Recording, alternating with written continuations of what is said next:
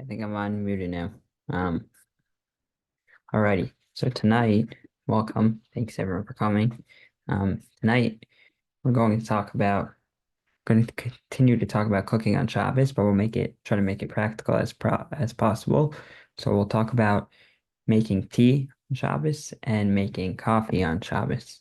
Um, because those are really very relevant questions. So last week we spoke about um, we discussed what is the status. We said that in a cliche, meaning in a second cup, right? If you take a cup and you heat it, if you take a pot, you heat it up with water, and you pour from that pot into a new pot, that new pot has, or a bowl, whatever it is, that has a status of a cliche. So we said that a cliche, that whatever you put into a cliche is not called cooking. And we said we had a discussion. What about when you pour from that? What about when you pour from the first cup, from the first pot into the second pot? Is that called cooking? So we had different opinions there. But what's relevant right now, is that in the second in a cliche, there is no cooking whatsoever. So that's where we left off last week. But forgot to tell you that there is an exception to that rule. The Gemara tells us that if something is called kale habishal, which means something which is very easily cooked, then it actually can cook in a cliche. And so meaning our rule that a cliche doesn't cook at all is not as ironclad as we thought. And so the question is, what is called a kale habishal? So it's not really clear from the Gemara. The Gemara tells you a few things are not a kale habishal, which means we know for sure these things do not cook in a cliche, but we don't know about other things. So the Gemara says that water, oil, and tavlin, which is like spices, do not cook in a cliche. Um, so I'm saying why am I talking about this? Why is this relevant? Because let's say you do this. Let's say you have your hot water urn on Shabbos and you want to make tea on Shabbos.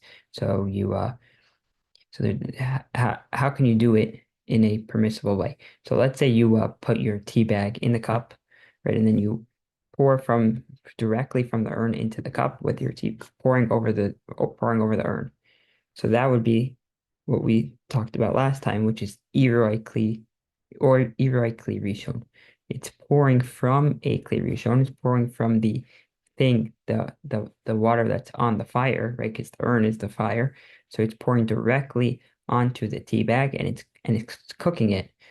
So that was subject to the machlokes rishonim that we said last week, and we said that we are generally stringent for that to say that it does cook at least a little bit. Um, that's how we paskined in that case. So that would not be permitted on Shabbos to go directly from the urn over the tea bag. That would be cooking a little bit and be cooking on Shabbos. But what happens if you take your cup, right, and you fill it up with water, and then after it's filled with water, then you put your tea bag into the cup, right, and you let it cook in that way, right, and then your tea's still gonna come out fine. It's not gonna come out any worse, right? But halachically, have you done something permissible? So if you say that, it's just you're in a cliche and a cliche doesn't cook at all. So now you made tea, but halachically you didn't cook it.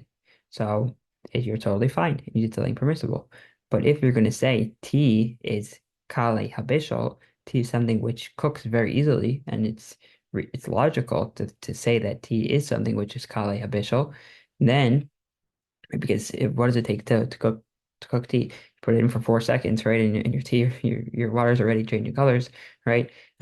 So if you consider it kale habishal, then that would still be called cooking.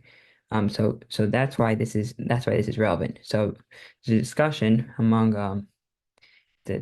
that is even among poskim today, what is kale habishal now? It's not clear from the Gemara. So some are of the opinion, it's quoted originally by the Rishon, the Re'im, the Sma quotes that they say don't put anything in a cliche because we're not really sure what a kale habishal is. We have no idea. The Gemara doesn't tell us, so we have to worry that everything is a kali bishul. So anything that you put in a klisheni might be cooking it, and including tea. And the Mishnah Berurah writes this, Shmir Shabbos writes this, that we have to be worried that everything is a kali bishul. Others assume that no, don't just assume things are kali bishul unless you know it's a kali bishul, unless you know it's very easily cooked, then and we don't know that anything is a kali bishul because the Gemara doesn't tell us stuff are kali bishul. So then you can be lenient. Chazon Ish says that Yaakov you're safe.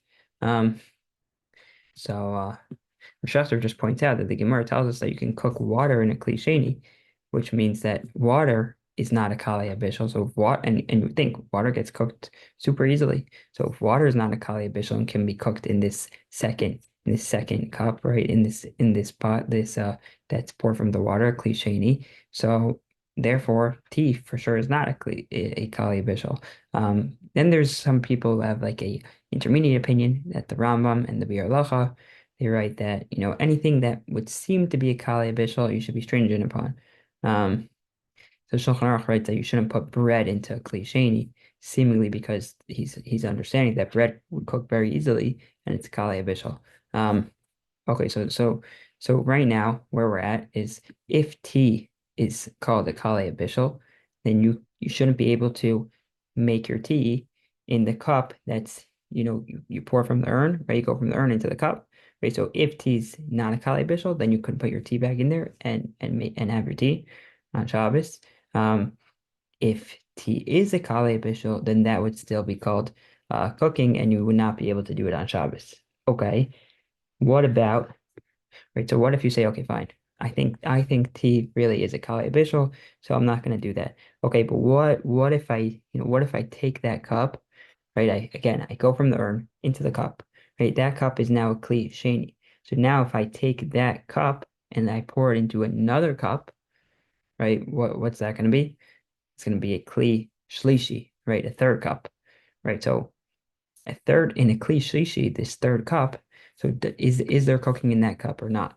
So this is if you look in the Gemara, right, and you look for a Kli Shlishi, you search Kli Shlishi, and we go to Safari, do Command F, whatever it is, they have the tool, you search Kli Shlishi, from the Gemara. Apparently, I mean, I didn't read all I didn't verify this, but apparently you will not find Kli Shlishi at all anywhere in the Gemara. The Gemara does not talk about Kli Shlishi. So the question is, how come the Gemara doesn't talk about Kli Shlishi? So some say it's because Kli Shlishi is the same thing as a Kli Sheni, right? So you have to just like you have to be stringent that everything might be kali bishul and cook in a klisheni. So do you have to be cooking? So too if you're in a klisheni, right? If it's there's no difference unless we know the difference, then we shouldn't be lenient. Rav Moshe says that in a klisheni we are going to be stringent. That anything we're not told to be excluded from kali bishul can cook, right? So that means everything we have to be worried about a kali bishul in a klisheni. But in a klisheni, you can be lenient. You can assume nothing cooks. The Gemara didn't mention a klisheni because it doesn't cook in a klisheni. Nothing cooks. So you can take your tea and if you put it in that if you take from the cup that goes from the urn and pour into another cup, right? You can put that tea in there, and that's not called halachically cooking, and it's okay.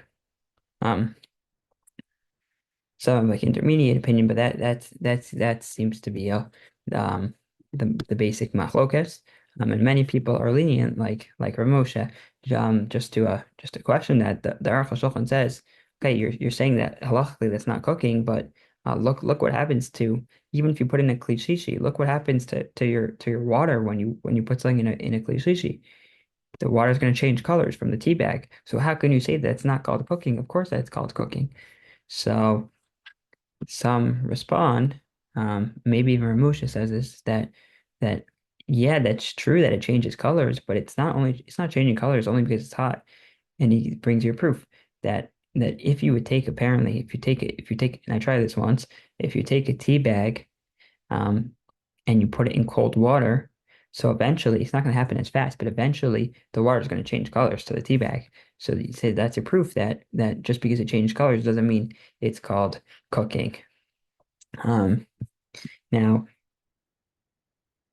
So it is important to mention though. I mean, if you're talking about making tea and you put into a kli shlishi, so for sure you're okay. At least according to Ramosha, which most people are paskin like and will say that in a kli shlishi you can do that, it's no problem. But um there are some, and Rav Shechter holds like this, and it says from Rav Soloveitchik that he said that okay, we had three things we knew for sure that were not a kale abishal, meaning three things we knew for sure do not cook in a klisheni. One of them was water, one of them was oil, and one of them was something we call tavlin. Tavlin means spices. So spices seems to be a little bit similar to tea. Tea is, I guess it's like I don't know what it is, like plants, but I guess it's like spices, similar. So some say, okay, yeah, that our spices today are not the same as their spices. We take our spices, we chop them into tiny little pieces, right? But their spices were much bigger, and so therefore, you can't say that tea is called a tavlin. But Rav Shechter quotes from Rav Soloveitchik that he said that he did consider tea to be tavlin, and therefore he said that Rav Soloveitchik said that when he would make tea on Shabbos, he would make it in a klisheni. And Rav Soloveitchik himself, um, he said both his grandfathers, meaning Rav Chaim, it was actually maybe both of his grandfathers, Rav Chaim and Rav Elia Feinstein, that they would both do this. And I even asked for Shechter himself. I said, "How do you make tea on Shabbos?" So he said he takes a cup, puts it under the urn, fills it up with water, and then puts his tea bag in. So he he told me himself that that's how he makes tea, that he considers tea to be a tavlin, and he makes it in a klisheni on Shabbos.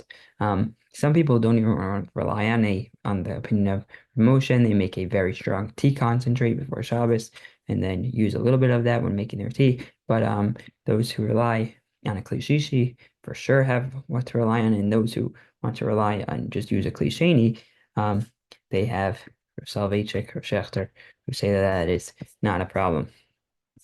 Um, when it comes to adding stuff to your tea, though, um, that gets a little bit more tricky, especially if you're going to add like something like a lemon. So there might make sense anyway to put it into a kli shlishi, and then you're not going to have to be worried because it might be true that tea is tavlin, it's a spices, and it's not a kali bishul, and it's not going to cook in a kli sheni.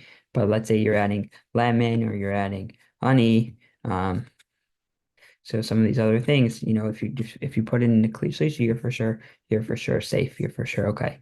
Um, so that's in regards to making tea on Shabbos. Some people say you should be worried. Let's say you made tea and there's a little bit of drops inside the bottom of the tea. So when you put more water into the tea, so what's going to happen is that the first tea that you add is going to be cold water, and then when you pour new water into that tea, it's going to be cooking the uh the new water. So is that an issue? Is that not an issue? And this really brings us to our next discussion when we're talking about making coffee, because the halacha is, this is very important to know, not just for coffee, but just about Shabbos in general. The halacha is that ein bishul achar bishul, that when you're cooking something on Shabbos, we say that if the food has been cooked before, then you can't halachically cook it again. Once I'm saying, like, let's say you have a schnitzel, right, and you want to heat it up. So is that called cooking? So no, it's already cooked. You cooked it. So for you to heat it up again, right, there might be other issues involved. But in terms of actual cooking, on a biblical level, that's not called cooking. It was already cooked once before. So you would think, so you tell me, okay, so this water has already been cooked once before. So if it's been cooked, then there's no problem in me adding more water and having it cooked again. But the problem is that there's a difference between something which is a solid and something which is a liquid. Something which is solid, everyone agrees that there's no cooking after cooking. Aim bishul, achar bishul. That is agreed upon by all. What about something which is liquid? So the Rush has he brings a proof. He says the Gemara in Bates has a case where you basically have a team of people who are combining to make some food on Shabbos. So one person brings the pot, one person brings the food, one person has the water, and one person stirs it, one person lights the fire, and the Gemara wants to know who's going to be responsible, who's the one who's guilty of cooking on Shabbos in this case. But anyways, the Rush says that, and the Gemara says it depends. Was the fire lit originally or the fire light at the end? Because if the fire was just lit at the end, then only the person who lit the fire is obligated. But if the fire is in the beginning, then everyone is going to be cooking on Shabbos. So, but the Rosh says he learns from here. He says, okay, but he said the Gemara says that if you stir the pot, then you're also going to be obligated. So Rush says, but that pot has already been cooked before. So why, and it's already cooking. So why are you going to be obligated for stirring the pot? So he says, oh, it must be that we're talking about a liquid. And the halacha is that although there is no cooking after cooking when it comes to solids, but cooking after cooking does exist when it comes to liquids, meaning is the phrase yesh bishul achar bishul, right? For solids, we said ein bishul achar bishul, meaning there is no cooking after cooking, but for liquids, yesh bishul achar bishul bedavar lach, with something liquid, something moist. That's what the Rush says. And the Rabbeinu Yonah says like this too. So they those are those opinions. The Beis Yosef, he says, points out that the Rambam, the Ran, and the Rashba, the big Rishonim, they just don't say that anywhere. They don't make this difference. They just say the halacha is ein bishul achar bishul, and they never talk about a difference between solids and liquids. So he says, okay, probably because they think halachically it's the same, meaning in the same way that there is no bishul, there's no cooking after cooking when it comes to something that is solid. So something that is liquid, same thing. So how do we rule? What is the halacha? So the Shulchan Aruch says although we say ein bishul achar bishul, there's no cooking after cooking when it comes to something solid, but when it comes to liquids, yesh bishul achar bishul, meaning if you take something which is had already been cooked before and it's liquid and you cook it again on Shabbos, right? So very practical example. You have soup that you made before Shabbos. So that was already cooked before. You made the soup. It's sitting in your fridge. So on Shabbos, you want to take it out of the fridge and heat it up. So is that called cooking or not? So according to the Shulchan Aruch, he says that's cooking. Yesh bishul achar bishul b'davar lach. You have something which is liquid and you're heating it up. That is called cooking on a biblical level, right? As opposed to the schnitzel, which you took out of your fridge and you heat it up. That would not be called cooking on a biblical level. So that's the opinion of the Shulchan Aruch. So that's what Sephardim hold. What do Ashkenazim hold? So the Ramah, he says a few things. He says, well, there are those who say you can, they're basically those who say that they agree to the Shulchan Aruch completely and say that although there's no cooking after cooking with the solid, but for liquids, there is cooking. But then he says, but there are some people who say that no, even for a liquid, there's no cooking after cooking. Why should we make a difference between solids and liquids? No cooking after cooking. So what does the Ramah write? So he says you can be lenient to basically heat up liquid as long as it wasn't, these are his famous words, lo nitztanin legamre, which means it has not, lo nitztanin, cooled down legamre entirely. So the Ramah seems to be like this in-between opinion, meaning he's not fully agreeing to the Shulchan Aruch and saying that there is cooking after cooking, but he's not saying it's totally permitted. He's saying this in between opinion that as long as it hasn't fully cooled off, you can reheat it, which would mean let's say you have your soup on Friday night and it's already hot, you heat it up before Shabbos, and now you want to now it's starting to get a little bit cooler, but it's not fully cool. So can you heat it back up? So according to the Shulchan Aruch, no, you can't heat it up. Biblical level, that would be cooking. According to the Ramah, on a biblical level, it would be okay. We're going to talk about hopefully next week. Rabbinically, is it going to be okay? So maybe yes, maybe no. Depends on the situation. But certainly on a biblical level, the Ramah is going to say that is not called cooking. And this becomes very, very relevant for for lots of issues. Like if you wanna heat up some meat on Shabbos, um, so let's say you have like this meat, but there's a little bit of congealed food on it. So like it's liquid, it's like a sauce, like a meatballs with sauce. So part of it's solids, part of it's liquids. So general, I think Ashkenazi are machmir about that. Because we're usually machmir to say that anything that is liquid or has a little bit of liquid, you can heat up. Um, most folks can say that if you like, let's say you had something meat in a sauce and you wanted to heat that up on Shabbos, you could just take it out of the sauce. You don't need to like dab it down to make sure there's no liquid whatsoever, but you should take it out of the sauce before heating it up. Um, Yeah, and then also the discussion about like what's considered something which is a liquid versus something which is a solid. I mean, I gave you basic examples. I gave you soup and I gave you versus chicken. But let's say you have a ketchup. What is ketchup? Is that a solid or a liquid? Right? So there are different opinions about how you decide whether something is called a solid or a liquid. One opinion is that um, that a liquid, its importance defined a liquid is defined by importance coming from its heat. So if it becomes, like a better food because it gets heated up, so then that's called a liquid. But if its importance doesn't come from heated up, then it's called a solid. Others have the opinions, or Moshe's opinion, that he says something which is a solid is something which will stay in one place on your plate. But something which is a liquid would spread out over your plate. If you try to put it on your plate, it would spread out. So what Moshe says, that's why he says ketchup. He says ketchup is considered a liquid because it won't stay on one place on your plate. Um, so Rabbi Leibowitz, he pointed out that seemingly Moshe probably didn't have Heinz ketchup. He probably had more liquidy like kosher Pesach ketchup. Because if you take Heinz ketchup and you put it on your plate, it's probably not going anywhere. Um, so that's the discussion. What's a solid, what's a liquid? But anyways, how does this relate to coffee? Um, well, it relates to coffee because and I'm open to corrections after because I actually don't drink coffee, so I don't know exactly how it works. But coffee, you have the hopefully I'm saying this right. You have the granules.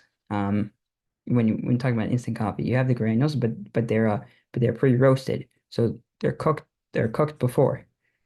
Um, so which would mean, right, and when you're making coffee, you're not heating up the liquid. I'm not talking about if you're going to heat up the liquid on Shabbos, that's going to be a problem. If you wanted to make coffee, right, you can't take liquid and heat it up in water and heat it up to use for your coffee. That's going to be prohibited according to everybody because you're taking cold liquid and heating it up, and everyone says that that's called cooking on Shabbos. But let's say you have a hot water urn on Shabbos and you want to take your instant coffee, and I don't know, what do? You put it in a cup and you add hot water. I assume that's how you make coffee.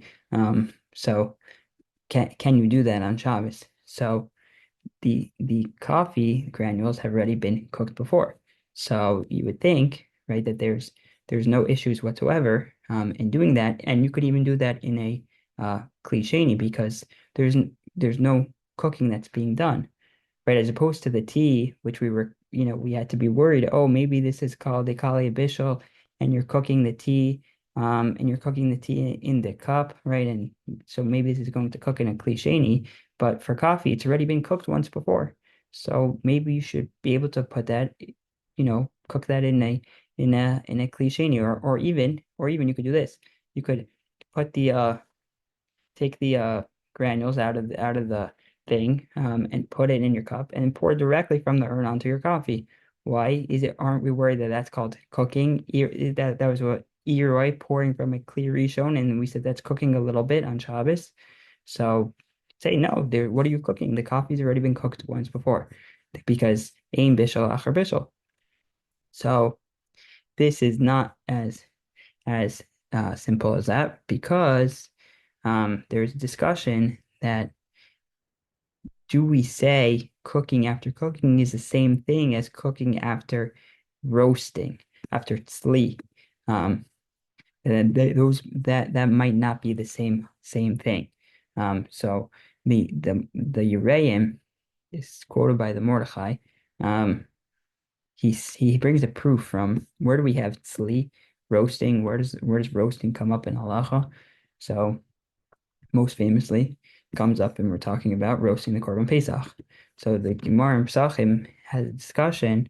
Let's say you take a Korban Pesach, which has been roasted, and then you cook it afterwards. So are you going to be able to eat that? And the Gemara says you cannot eat that.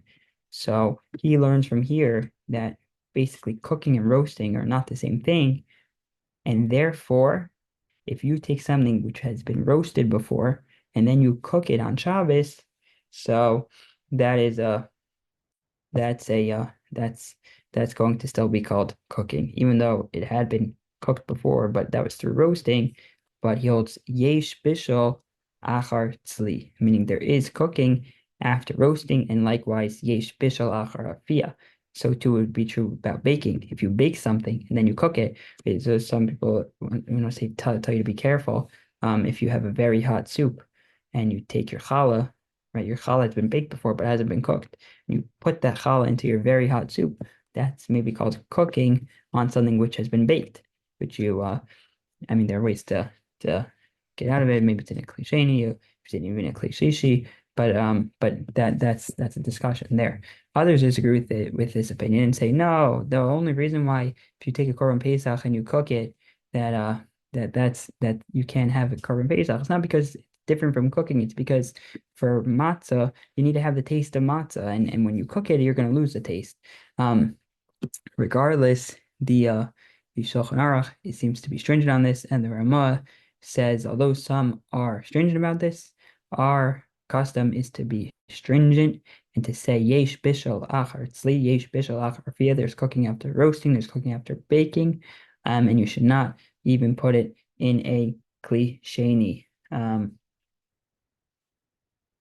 Yeah, but so the way to get out of this though. Well, apparently they say maybe in some instant coffees there's roasting and then also another cooking too, and then a drying. So even with this, you might be okay regardless to cook. Because if there had been a cooking too, then you're fine even in a cliche. But the most simple way to do it, right? Like you do with a tea to if you really want to solve all your problems and not getting into discussion, so if you put it into a cliche, then you're not going to have any problems. Because most people follow Rav Moshe, right? And even if you're going to say that there's cooking after roasting, um, or yeah, even if you're going to say there's cooking after roasting, if you put it into a cliche, then there's not going to be any cooking whatsoever. And then you're going to be totally okay. Nowadays there's a lot of different ways people make their coffee, and we spent a lot of time talking about there's some people have like these Starbucks via packets, apparently very popular on Shabbos, and they present a little bit of a different problem because some of those granules have never been cooked before, and so then it's again you're gonna get into the same issue that you can't that putting them into even a cliche might be a problem. Again, you solve all your issues if you put into a cliche, but then that gets into a bigger discussion. What you may think, do they get nullified with the previously cooked previously cooked granules? Okay, so that's a bit of discussion, and there's a lot of different ways to make coffee. Um, they have a French pressed. Um, I you know I don't really understand all of them, to be honest, but if I'm saying if you have a particular way you want to make your coffee, there's probably advice there about what exactly to do and how to make it. But this is just for the basics. But we'll stop here for tonight, and then hopefully next week we'll continue with other discussions about probably the rabbinical discussions about rabbinical cooking on Shabbos.